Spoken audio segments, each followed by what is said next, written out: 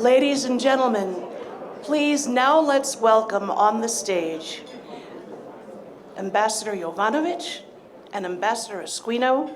We are ready to continue with the rest of our program. Thank you so very much.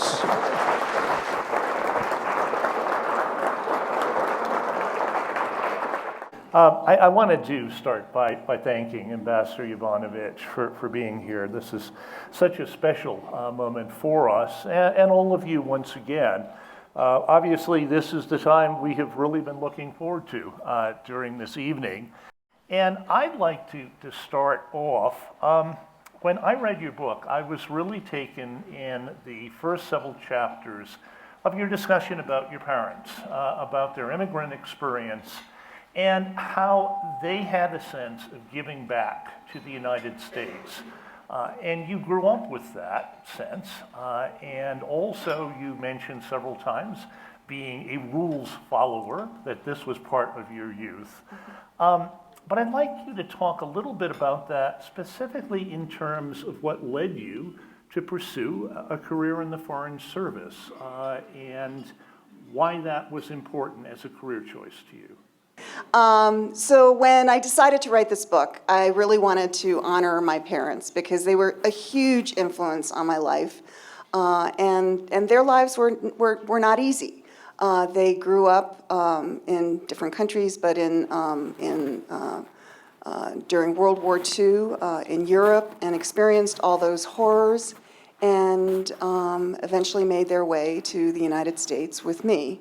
And like many immigrants in the United States, they worked really, really hard, and they were grateful that we had found a place like the U.S. to live. Not that the U.S. is perfect, we all know that, but there is freedom here, and there is opportunity here. And having lived in countries where there were autocrats ruling, they valued that they could say what they thought, that they could worship as they pleased, and that they could bring us up with opportunity, even though we came to the United States with nothing. They sort of impressed upon us that, education was the ticket, and working hard, and, following the rules, and giving back, because we had been given an opportunity when we were allowed to come and live in the United States. And that meant that we were fortunate, and that we needed to somehow in our lives give back. Now, my parents were both teachers, and I met somebody who actually went to that same high school. Here you are, right in front of me. Yeah, the Kent School in Kent, Connecticut.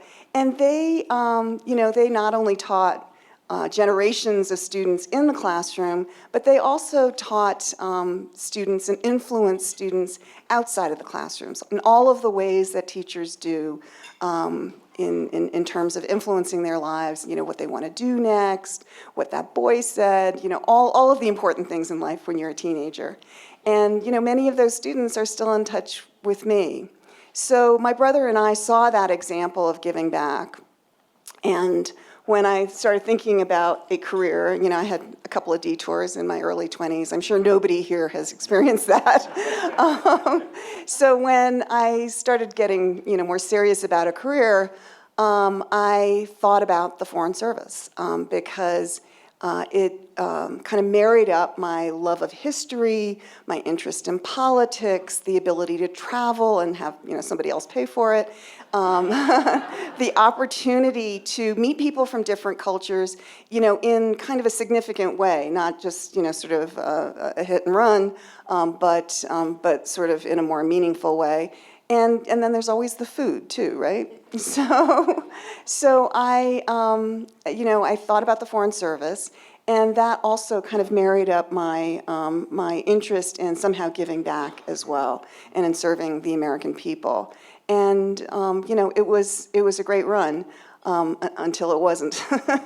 But what I wanted to say about being a rules follower, I mean that was me. My parents were very strict. They brought me up to follow the rules. Mostly I did. Sometimes I veered off that straight and narrow path, but mostly I didn't. And in the Foreign Service, we have this expression, Foreign Service discipline, which is that, you think you're going to have a career, I don't know, in Asia, but for the needs of the service, you need to go to Mexico City. And so you are a disciplined Foreign Service officer, and you're going to do that for the needs of the service, for the needs of the United States. And so this is kind of inculcated in us.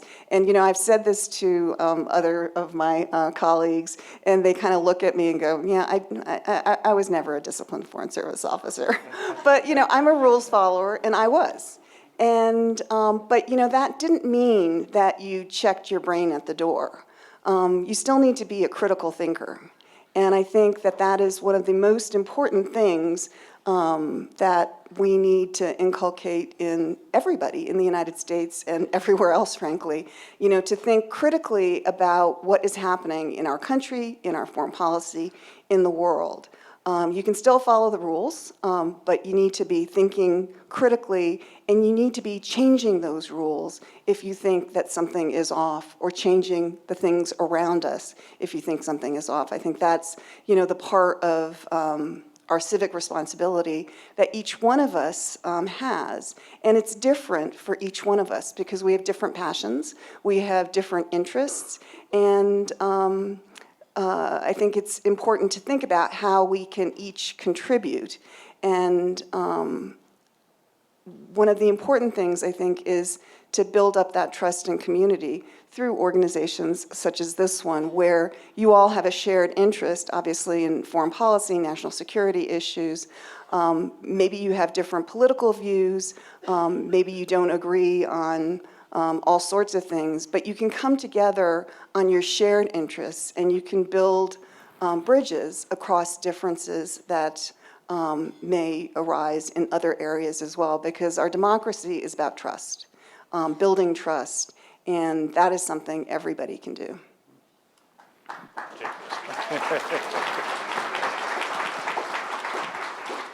Well, thank you very much. My next question, I think, is a logical follow-on.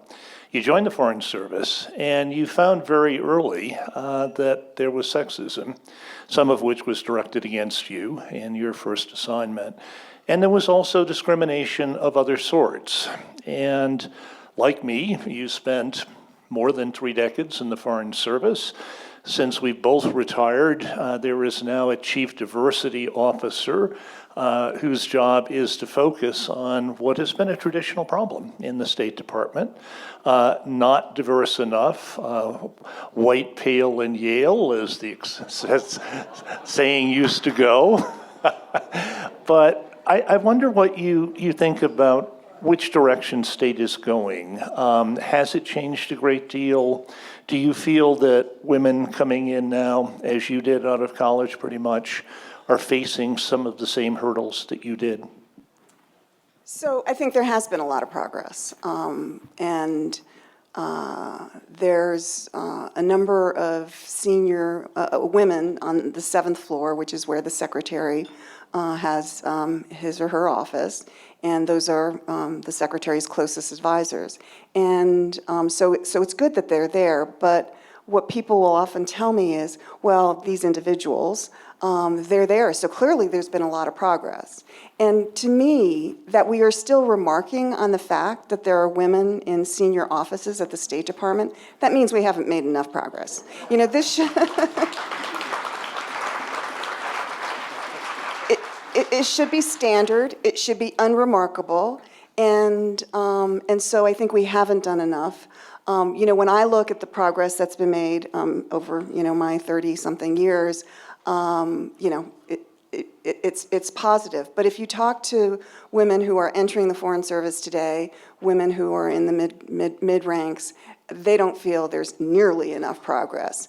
And, some of the things are things that we really need to take a very serious look at, not only in terms of unconscious bias and attitudes, but also, we in the State Department, we reflect society. It's not like we are separate from our society. And it is still true today that in most families, women are the ones that have the major responsibility for caring for the children, not to mention bearing them.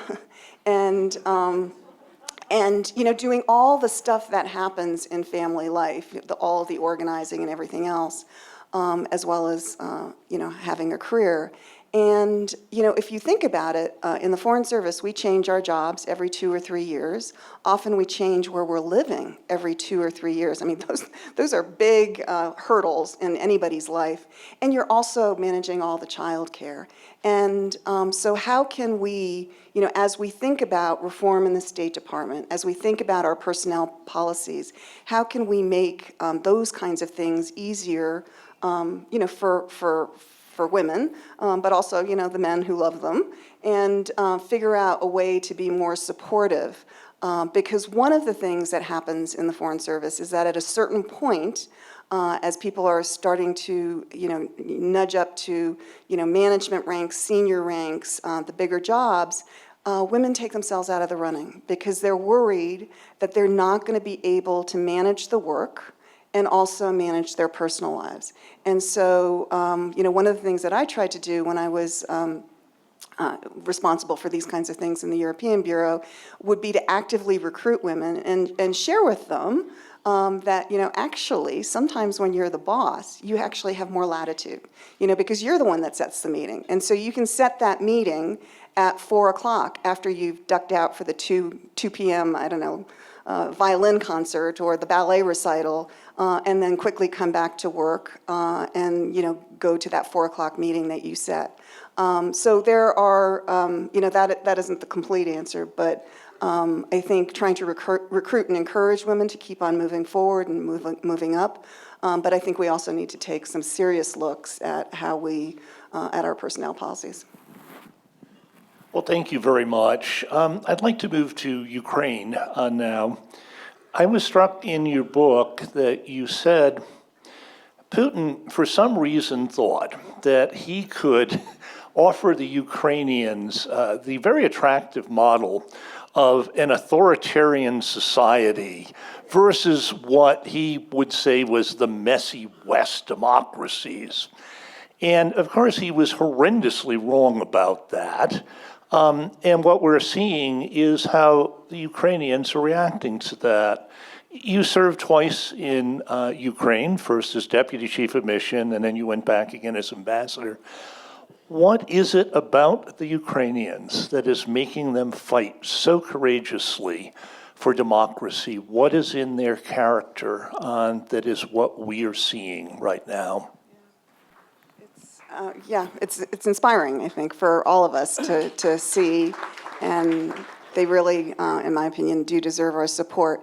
So, just to backtrack for a moment, in many places in the world, including many parts of the former Soviet Union, which also does include, some parts of Ukraine, the idea that you would be responsible for making, after years of communism where you didn't have to make a single decision. You were told where you were going to live, you were told where you were going to go to school, you were told what job you were going to have.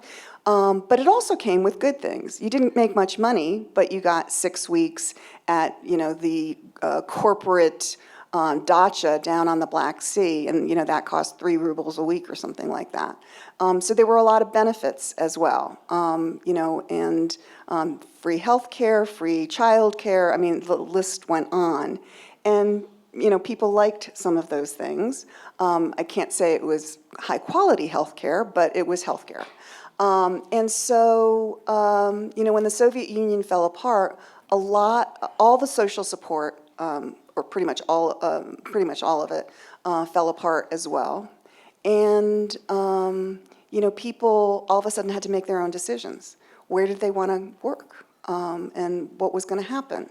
And that can be very frightening if you've never had to exercise those kinds of brain cells about what do I want in my life and what would be good for my family. And so, there were some tugs there that I think we don't always understand here in the United States. And then moving forward, democracy, as we know, is a messy process. I mean, it's a terrible process. It's, the worst one in the world, except for all the rest, as they say.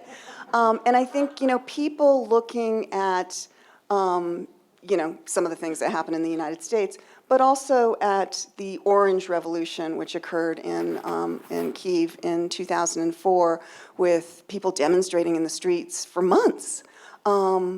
People looked at that, and it looked like a lot of disorder. It looked like a lot of disorganization. Was there going to be violence? And it scared them. It scared a lot of people. And so while most Ukrainians did support the Orange Revolution in 2004, and then the Revolution of Dignity in 2014, it looks like a mess from the outside. And Putin was able, I think, very skillfully to appeal, not only to his own people, but others in, the former Soviet space, that this is a mess. They're never going to get it together. It's just unstable, and it's going, lurching from one crisis to the next. Whereas I, here, in Russia, have a system of what he called managed democracy. In other words, there were elections, but he would know what the result was going to be. And so, across the board like that. And so there's predictability, there's stability, worked for Putin, and he was hoping, I think, that he could sell it to other people as well. But it turns out that system is kind of bankrupt. And the Ukrainian people had no interest in anything like that. And I think, so why didn't they? I think that there have been centuries of opposition to Russia. I mean, it's not a new thing that Russians are trying to expand into Ukraine. And Russia is an historically expansionist country. And so Ukrainians have a lot of practice at, beating back the Russians. Sometimes they lose, sometimes they win. But they have a lot of practice at fighting off the Russians. And they value their independence. They value their freedom. The Cossacks, those are Ukrainians. And, they set up, little settlements that were outside of Russian control. And I think, that spirit has continued. So you have, in the 1800s, there is this poet called Taras Shevchenko, who was a nationalist. He was a former slave, actually. And he was, very taken with the idea of Ukrainian independence. And he wrote, he was an artist as well, but he also wrote a lot of poetry. And in one of his most famous poems, there is a line that says, "Fight on, and you will prevail." And I think that's the spirit we are seeing in Ukraine right now. Every school child grows up on that line of poetry. And I think you're seeing that spirit in Ukraine. And I think that's what's going to happen. They are going to continue to resist until the Russians give way. They will prevail.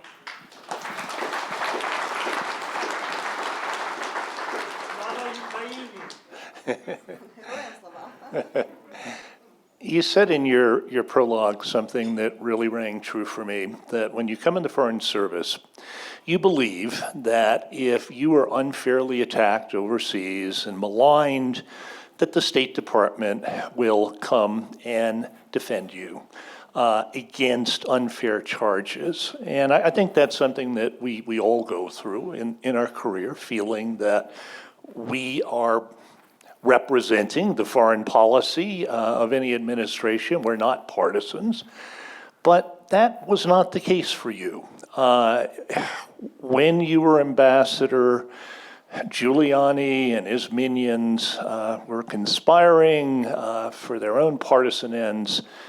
And I wonder why you felt, as you looked at all of this, it wasn't true anymore. At least it wasn't true for you, that you did not have the support of people on the 7th floor, all the way up to Secretary of State Pompeo, that you were recalled for absolutely no reason. You were doing your job.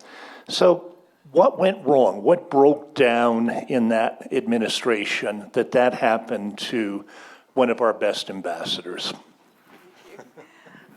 So, just to remind everyone, presidents get to appoint their cabinet members, they get to appoint ambassadors. That is their choice. They also get to recall them. And everybody recognizes that in the Foreign Service, happens all the time. And we may not like it, but we recognize that is the president's right. What was unusual about this situation is that there was this whole campaign to malign me.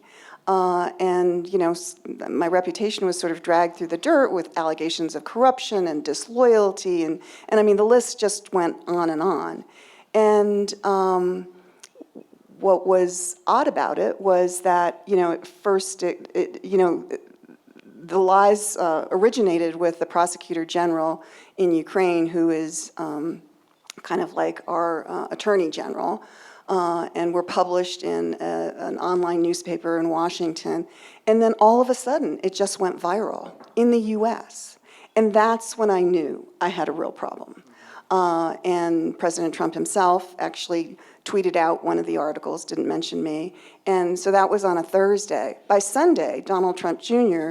was tweeting about me and saying, we need to pull jokers like this ambassador out of their embassies and replace them, with real ambassadors.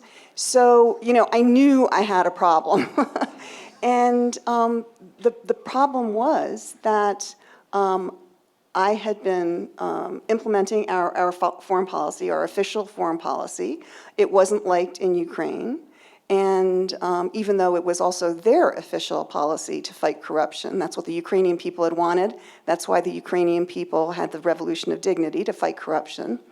And, but it becomes very uncomfortable because every time a law is passed or regulation is enforced, a new institution is established, you're breaking somebody's rice bowl, and it's usually somebody very powerful. And so, as the face of U.S. policy in a country, ambassadors, sometimes others, can certainly be very heavily criticized in that country. But we are implementing our policy. And so usually what happens is the State Department will stick up for you because you're doing the right job. And the job that they've sent you there to do. There's this, kind of myth that being an ambassador is super glamorous and stuff. But I can tell you, I'm here to tell you, it's not all glamour. I mean, there's a lot of long nights that, just more hours of your life that went away. But it was, so that's what was. So just one other thing in this irony of ironies is that.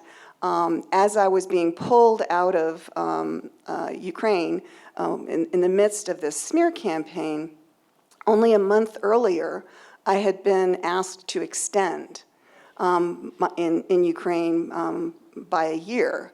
So clearly everything was going fine until it wasn't.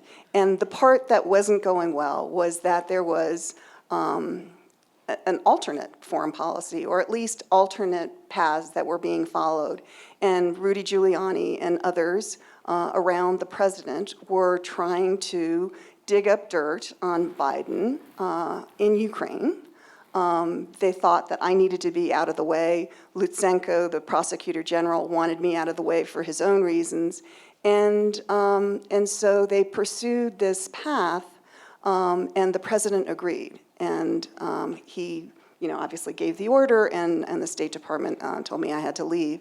But what was the most disturbing about this, I mean, obviously it was, a sad story for me, but the most disturbing thing about this is that this was the President of the United States and those around him using his public office, the highest office in the land, for his own personal political gain. And I had certainly seen that, I'm sure you have as well, in other countries. I never expected to see it in the United States. And that was really, I have to say, devastating for me. And the impact went much further than just, my personal sad story. It was that, other ambassadors who are in other tough spots started wondering, how hard do I want to push on our official U.S. policy? How mad do I want to get, the people in this autocratic country? Are they gonna make a deal with Giuliani to pull me out? Because clearly you can make a deal with this group. So it was, I thought, really harmful to our foreign policy because everybody was watching. People like Putin, other autocrats, and it was a low point, shall we say, even in the Trump presidency. Thank you very much.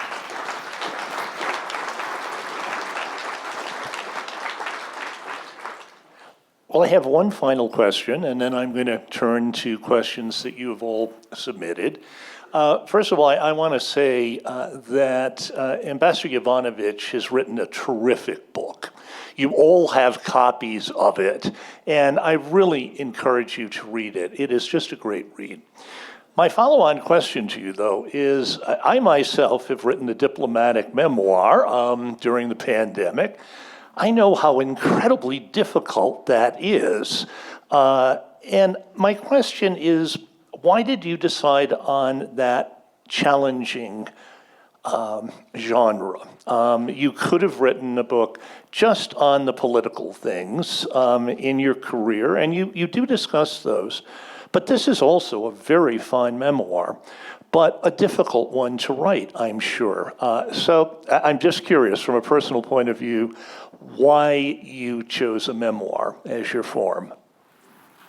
Yeah, so the first thing to say is I had no idea what I was doing. So I didn't know how difficult it would be. But when I testified publicly, I and the other witnesses, we got hundreds, if not thousands, of letters from the American public, and they they thanked us for our service, but they also the public wanted to know more about me, about my life, about the challenges I had faced, what really happened, and they wanted to know about diplomacy and why was diplomacy important, so that's why I wrote the book. I wanted to share with a broader audience, perhaps not foreign policy wonky types, about what it is we do, and I tried to write it in a readable way. No, she certainly succeeded. I'm going to turn to questions now, and one of them I think is a current that has run through everything that we've talked about tonight, and it is, what do you feel the message is to the young people of Ukraine from the free world? Yeah, that is a really good question. I think that the answer has to be that we are supporting Ukraine. We are supporting Ukraine's future. We are supporting their future because our future is tied to their future.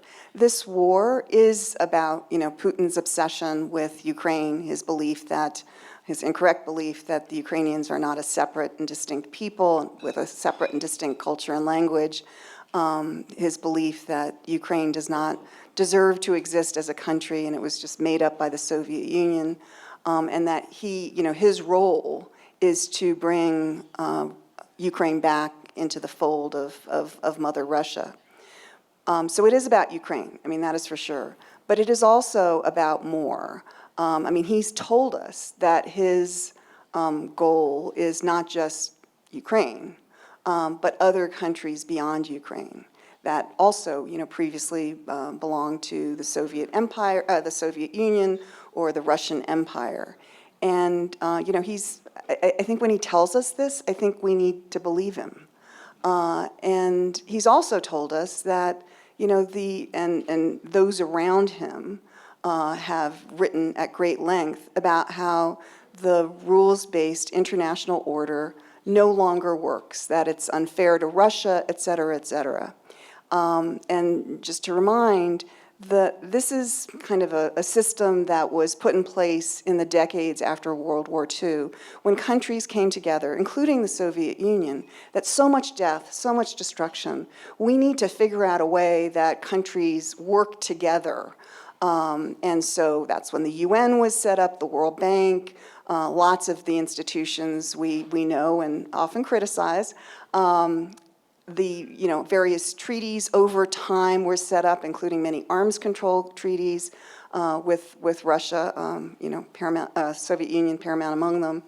And the principles that were enshrined in the UN Charter and in many of these other organizations that were set up, principles like the inviolability of borders, that you don't get to use force or the threat of force to fix your border dispute with your neighbor. You have to negotiate that. It's unacceptable, it's illegal to use force or the threat of force.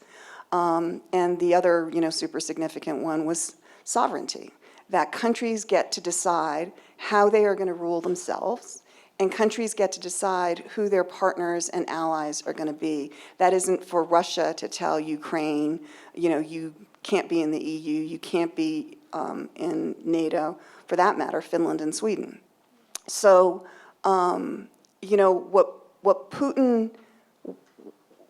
what would happen if Ukraine collapses and becomes, just a vassal state or a part of Russia is not only will Putin go further, for sure, but we will be entering a world where Putin and other autocrats are going to seek to change the international dynamic in ways that will not be good for New Mexicans or the United States.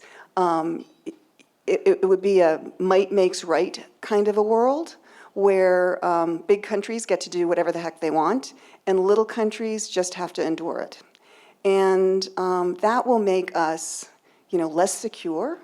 It will make us less prosperous, because you can imagine what will happen with commerce, and it will make us less free. And so I think that we need to remember that this this is Ukraine's fight, but it's also our fight. And that is why we need to support Ukraine and Ukraine's youth.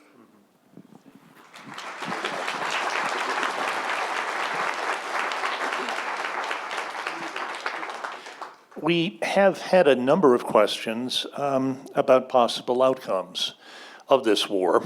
And one of the questions is, do you believe Ukraine can function as a healthy and productive society without the Donbass or other eastern areas of the country?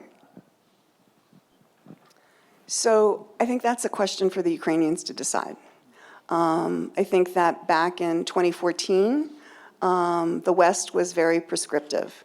And in 2014, 2015, there were two peace agreements that were negotiated called the Minsk agreements. The negotiators were, or the participants were Russia, Ukraine, Germany, and France. And Germany and France put a lot of pressure on President Poroshenko, the Ukrainian president at the time, to sign these deals because they were worried about the bloodshed. They wanted the war to end, and these are both laudable goals. I think we would all agree. But the agreements that came out were fatally flawed for a number of reasons. And so what ensued was Russia, and of course it also included a ceasefire element. Russia never observed the ceasefire, continued a hot war in the middle of Europe for 8 years after 2014. And what happened is in 2022, Russia came back from war. It was a flawed agreement. And I think we need to, it's the Ukrainians that are fighting. It's the Ukrainians who are dying. They are the ones who are fighting for their country, their freedom, their family. And I think they need to make the decision of whether they can live without Donbass or whether they want to live with Donbass, which is, another question. This is a question about your testimony. And I think most people know the State Department instructed the ambassador and other senior officials not to testify, but you went ahead and did so. And I wonder if you could talk a little bit about that decision, coming back to being, such a rules follower, why you decided you were going to go ahead. But the specific question that I really like is, during your testimony, you were so incredibly poised, which we all saw. But was there any question or any point at which you almost lost your cool? So many times. It's funny now. It was not funny at the time, I can assure you. When I returned to the States in May of 2019, I didn't know what was going on. It was a pretty traumatic time for me. I knew I didn't have a future in the State Department. I wasn't sure I'd ever be employable.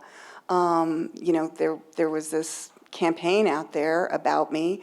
I was still a rules follower, though, and even though the press and Congress was after me to talk to them, I didn't, because I thought, I just need to lie low and maybe it'll blow over.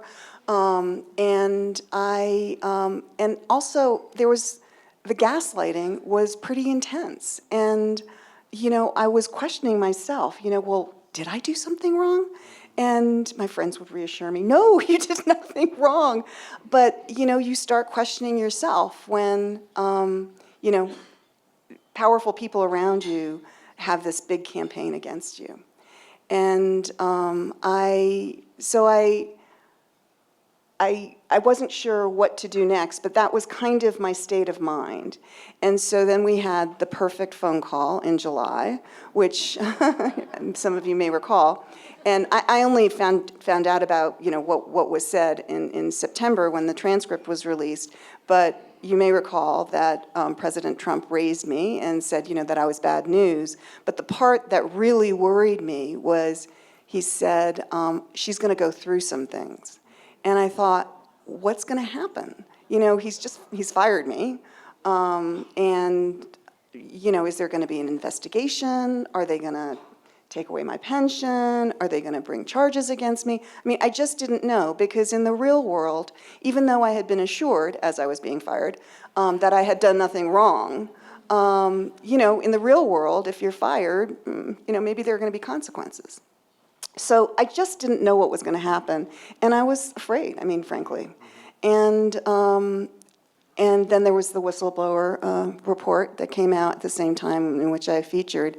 And then things happened very, very quickly in terms of Congress, wanting me and others to testify, first in a closed hearing and then in the open hearing.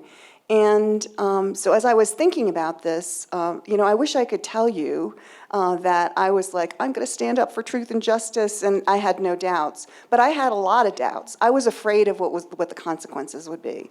And they were only heightened when, the State Department first said, don't respond to any of this. We're going to handle it, which meant they were not going to handle it. And then, of course, as we got closer and closer, then I was being instructed directly not to do anything, and then my lawyers were told the same thing. So it started getting more and more serious. But it also, as I was moving forward and I was feeling more protected because I had really good legal advice, it also felt to me that this was such an affront. Impeachment proceedings, investigations are a very, very serious thing, but they are outlined in our Constitution. And I thought that the executive branch sort of saying, this is, just a sham political thing, it has no status, it's completely wrong, and then instructing us to disobey a co-equal branch of government. Congress has the right to oversee the executive branch. That, too, is in our Constitution. It just felt wrong to me. And so as I was getting braver, it just came down to the bottom line of, who do I owe my allegiance to? A government, President Trump, or the Constitution? And I felt that, the Constitution was the higher duty, whatever the consequences.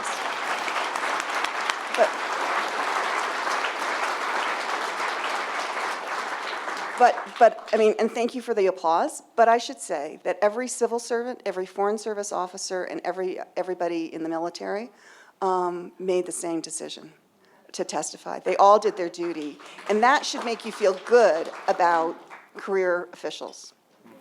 Yeah.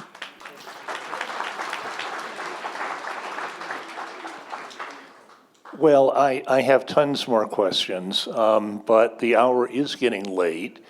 And I have a final question that I suspect comes from perhaps one of the younger people in the audience, but it's something that is on all of our minds. And it says, what comes for you after the book tour? And then there is a little PS that says, you rock.